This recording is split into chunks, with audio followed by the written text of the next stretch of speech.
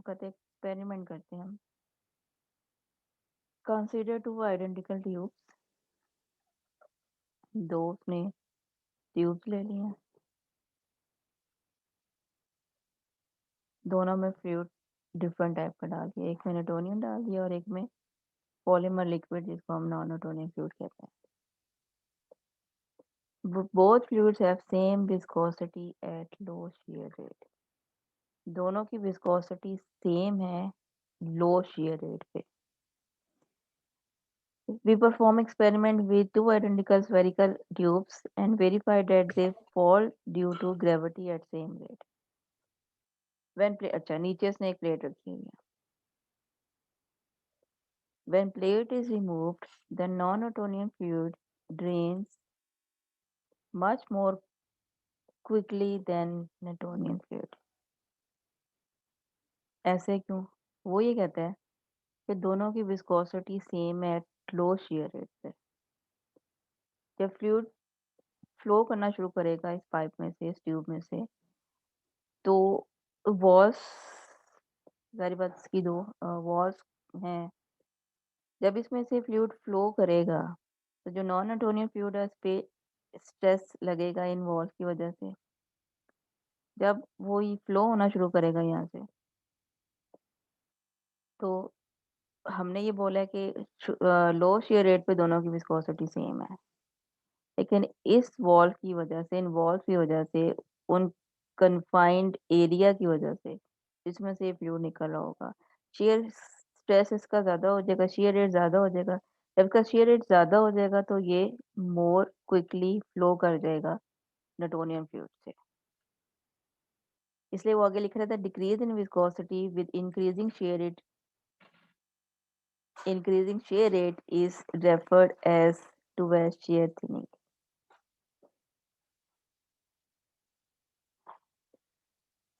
Stress लगा, viscosity decrease हो गई, तो इट मीन्स कि वो कैसा फ्लूइड था, शेयर थिनिंग थी, शेयर थिनिंग टाइप का फ्लूइड था। आगे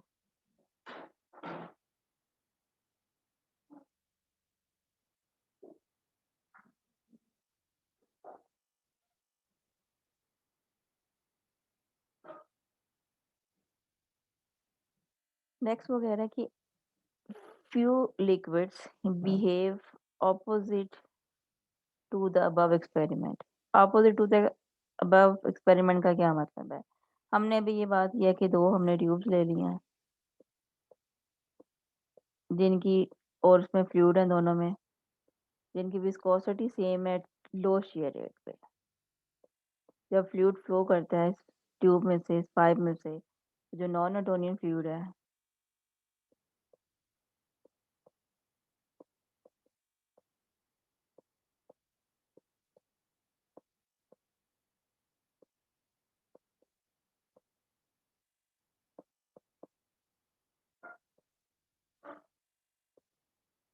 और इसमें न्यूटोनियन फ्लूइड है,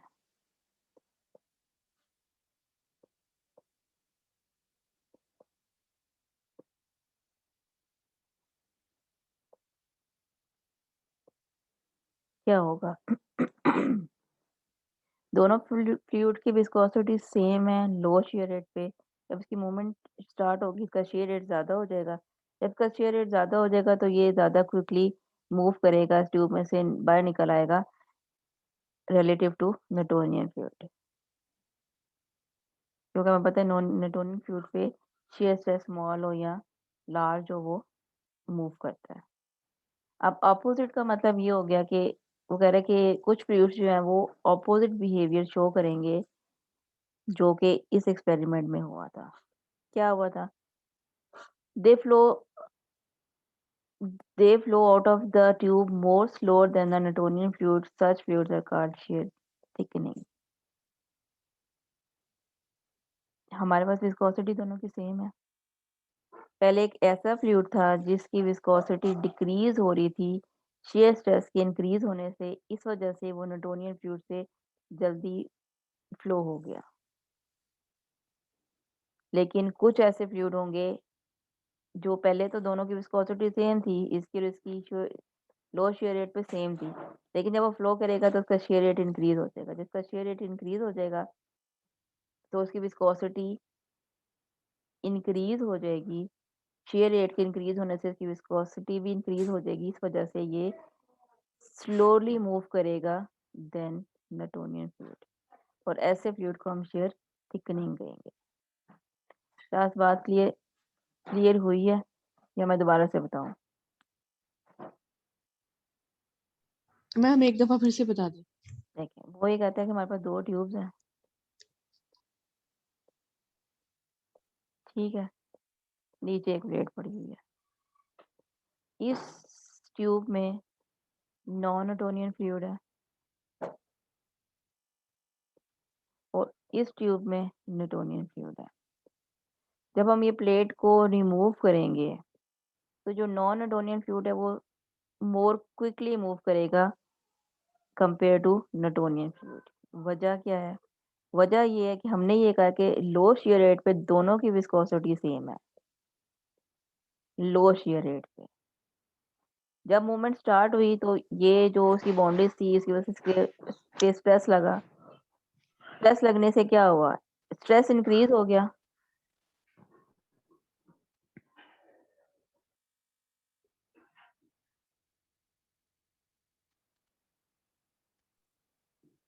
ठीक है, स्ट्रेस इंक्रीज हो गया। जब स्ट्रेस के इंक्रीज होने से इसकी विस्कोसिटी डिक्रीज हो गई। डिक्रीज होगी।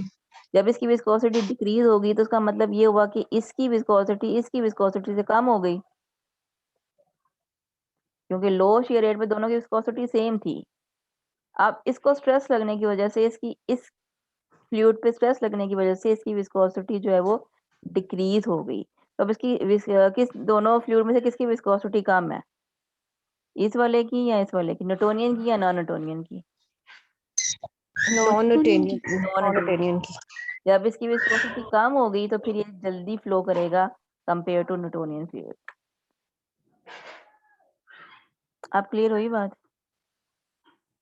जी मैम। ठीक है, जी। एक न्यूटोनियन फ्लूइड था, एक नॉन न्यूटोनियन फ्लूइड था। दोनों की विस्कोसिटी जो है वो सेम थी लो शियर रेट पे। लेकिन जब हमने प्लेट को हटाया तो फ्लूइड ने फ्लो करना शुरू किया और वो पाइप में फ्लो कर रहा है। उस पाइप में फ्लो करने की वजह से इसका शेयर स्ट्रेस जो है वो ज़्यादा हो गया। जब शेयर स्ट्रेस ज़्यादा हो गया तो नॉन न्यूटोनियन फ्लूइड की ऐसी टाइप बीच में थी जिसका शेयर स्ट्रेस इंक्रीज होने से विस्कोसिटी डिक्रीज हो रही थी। जब इसकी विस्कोसिटी डिक्रीज हो गई तो उसका मतलब ये हो गया कि अब इसकी विस्कोसिटी कम है और इसकी विस्कोसिटी ज्यादा है न्यूटोनियन फ्लूइड की। तो फिर फ्लो कौन जल्दी करेगा? जिसकी विस्कोसिटी कम होगी। इस वजह से ये जो नॉन न्यूटोनियन फ्लूइड है वो जल्दी फ्लो कर गया कंपेयर टू न्यूटोनियन फ्लूइड। अब वो कहते हैं कुछ फ्लूइड्स ऐसे भी होंगे जो ऑपोजिट बिहेवियर करेंगे इस एक्सपेरिमेंट से। वो कौन से फ्लूइड होंगे? वो ऐसे फ्लूइड होंगे जो कि जिनकी विस्कोसिटी इंक्रीज होती है शेयर रेट के इंक्रीज होने से। ऐसे ही है। तो कहते हैं अगर इस टाइप का फ्लूइड जी हम मैम। इसमें होता, नॉन न्यूटोनियन फ्लूइड इस टाइप का होता जिसकी विस्कोसिटी इंक्रीज होती है शेयर रेट के इंक्रीज होने से, तो फिर कौन जल्दी फ्लो करता? न्यूटोनियन फ्लूइड या non Newtonian fluid? Newtonian Newtonian Newtonian. Newtonian Newtonian fluid फिर जो है वो जल्दी फ्लो करता है। तो वो ये बता रहा है कि ऐसे फ्लूइड को फिर हम शेयर क्या कहते हैं? शेयर थिकनिंग कहते हैं। मैम इसको एग्जांपल से कर सकते हैं? एग्जांपल्स हो सकते हैं न्यूटोनियन और मैं भी आपको दिखाती हूँ video share thinning and share thickening की। ठीक है, उसके बाद वो कहते हैं कि still different behaviour is shown by fluid that will not flow until acted upon by some critical shear rate called the yield stress. These are called viscoplastic fluid. अब वो कह रहे हैं कुछ ऐसे टाइप का भी फ्लूइड हो सकता है नॉन न्यूटोनियन जो मूव ही ना करे। मूव क्यों ना करे? क्योंकि जिसको शेयर स्ट्रेस मिल रहा है इन वॉल्स की वजह से वो उसके लिए काफी नहीं है मूव होने के लिए। इस वजह से वो मूव ही नहीं करेगा। हम प्लेट हटा देंगे वो फ्लूइड उसके अंदर ही रहेगा, वो बाहर ही नहीं आएगा। ठीक है, तो ऐसे फ्लूइड्स को क्या कहते हैं? विस्कोप्लास्टिक फ्लूइड्स कहते हैं। क्लियर होगी बात? दो हमने ट्यूब्स ले ली हैं, एक में न्यूटोनियन फ्लूइड डाल दिया, एक यस मैम, में क्लियर। न्यूटोनियन फ्लूइड डाल दिया। ठीक है, अब क्या हो रहा है, अब हमने क्या किया है, प्लेट हटा दी है नीचे से। जब प्लेट हटा दी है तो जो हमारे पास एक्सपेरिमेंट में नॉन न्यूटोनियन फ्लूइड था, वैसा फ्लूइड था जिसपे shear रेट इंक्रीज होने से उसकी विस्कोसिटी डिक्रीज होती है।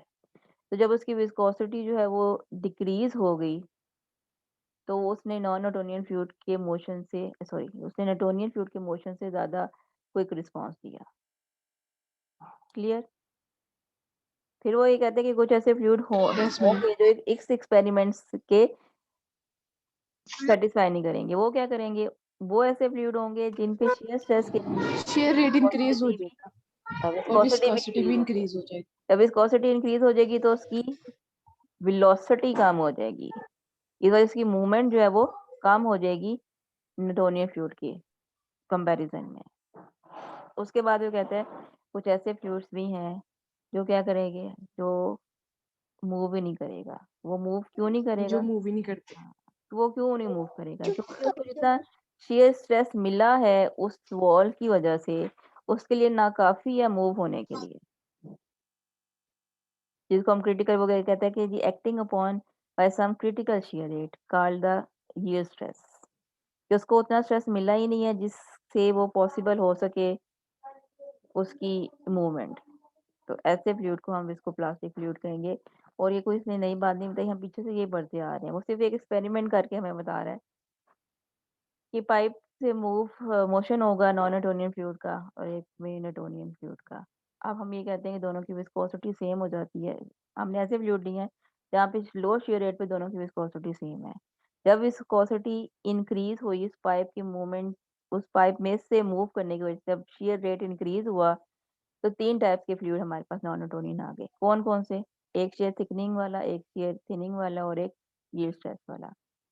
अगर उसमें वो वाला फ्लूइड होगा जो shear थिनिंग टाइप का फ्लूइड होगा, तो उस shear रेट के इंक्रीज होने से उसकी मूवमेंट जो है वो न्यूटोनियन फ्लूइड से इंक्रीज कर देगी, वो जल्दी फ्लो कर देगा। अगर ऐसा फ्लूइड हो जो shear थिकनिंग टाइप का होगा, जिसकी shear स्ट्रेस इंक्रीज होने से विस्कोसिटी भी इंक्रीज हो जाती है, तो वो क्या करेगा, वो स्लोली मूव करेगा न्यूटोनियन फ्लूइड से। और अगर एक ऐसा फ्लूइड हो जाए जिसको हम जिसको प्लास्टिक फ्लूइड अगर उसके अंदर हम डाल दें कोई, तो जब हम प्लेट मूव हटाएंगे तो वो मूव नहीं करेगा। क्यों मूव नहीं करेगा?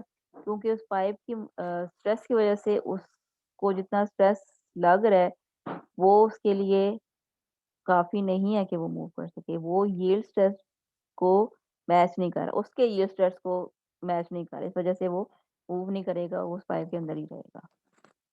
क्लियर होगी बात? Yes ma'am. ठीक है। अब मैम ये जो न्यूटोनियन फ्लूइड होगा वो भी नहीं फ्लो करेगा, या वो फ्लो कर तो जाएगा फ्लो नॉन करेगा ना, न्यूटोनियन? वो तो फ्लो करेगा वो ही, फ्लो करेगा। वो तो फ्लो फ्लो करेगा। करेगा।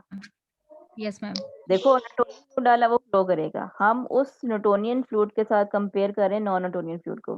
तो जो हमारे पास न्यूटोनियन फ्लूइड है वो फ्लो कर रहा है। ठीक है, जैसे हम पाइप में यस। पानी की बात करें, हमने पाइप में पानी डाला, ठीक है, उसको हम करेंगे उसमें से ट्यूब में पानी था, हमने लेड को हटाया, नीचे से प्लेट को हटाया, वो मूव करेगा। एक नॉर्मल हमारे माइंड में आता है कि जी पानी डाला हुआ है, हमने उसको किसी भी ट्यूब में पानी डाला हुआ है, नीचे हमने प्लेट रखी हुआ है, हमने प्लेट को हटा दिया, पानी बह जाएगा। ऐसे ही है ना? Yes ma'am. ऐसे ही है ना पानी। अब हमने दूसरी ट्यूब में नॉन न्यूटोनियन फ्लूइड डाला है और हम 3 किस्म के फ्लूइड डाल के इमेजिन करेंगे क्या होगा। हम ये कहते हैं कि नॉन न्यूटोनियन फ्लूइड ऐसा हो जो shear थिनिंग टाइप का फ्लूइड हो, तो वो क्या करेगा, जल्दी फ्लो कर जाएगा। अगर shear थिकनिंग टाइप का फ्लूइड होगा नॉन न्यूटोनियन, तो वो बहुत स्लोवर मूव करेगा। ठीक है, और अगर विस्को प्लास्टिक टाइप का फ्लूइड हुआ तो वो मूव ही नहीं करेगा, वो उस ट्यूब के अंदर ही रह जाएगा। वो मूव ही नहीं करेगा। ठीक है, वो मूव क्यों नहीं करेगा? क्योंकि इसके लिए सिर्फ इस पाइप का जो स्ट्रेस उसको लग रहा है वो उसके लिए नाकाफी है मूवमेंट के लिए, इसलिए वो मूव ही नहीं करेगा, वो अंदर ही रह जाएगा। सिंपल आप टूथपेस्ट की बात करें, टूथपेस्ट इसमें भर दें, ठीक है, प्लेट रख दें, प्लेट हटा दें, क्या होगा? कोई फर्क नहीं पड़ेगा, वो दबी रहेगा। जब तक कि हम इस ट्यूब को प्रेस नहीं करेंगे तब तक वो बाहर नहीं निकलेगी। स्ट्रेस ज़्यादा नहीं होगा जब तक उसके अकॉर्डिंग नहीं होगा, जितना उसको चाहिए स्ट्रेस मूव करने के लिए, उसको उतना नहीं मिलेगा, वो मूव नहीं करेगा। क्लियर होगी बात? Yes ma'am. जी मैम।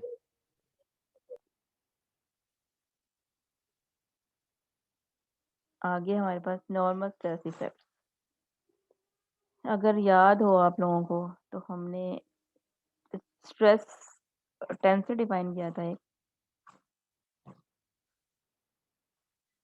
अगर हम 3x3 की बात करें तो हमने लिखा था सिग्मा 1 1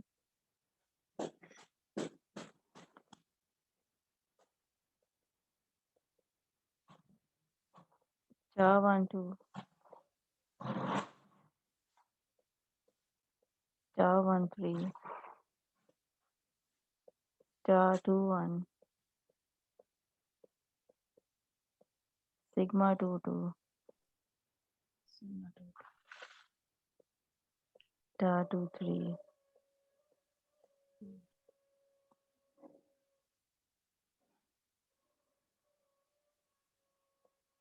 चा 3 1 चा 3 2 सिग्मा 3 3। याद आया कुछ? इसको हमने कहा था नॉर्मल स्ट्रेस और इसको हमने कहा था टेंडेंशियल स्ट्रेसेस। ठीक है, और यस मैम।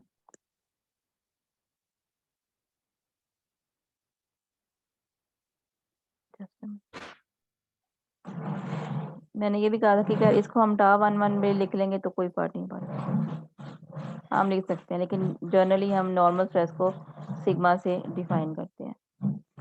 या इसने इसको टा से डिफाइन किया, इसलिए मैंने आप लोगों को पूरा दोबारा से बता दिया। वो कहते हैं normal stress effects. Consider the fluid flowing in one direction, the velocity varies in two direction and the third direction is neutral. Then we call tau 1 1 minus tau 2 2 the first normal stress difference, यानी कि इन दोनों का difference लेंगे tau 1 1 minus tau 2 2, तो हमारे पास ये क्या हो जाएगा? फर्स्ट नॉर्मल स्ट्रेस डिफरेंस कहेंगे। tau 2 2 और tau 3 3 अगर हम लेंगे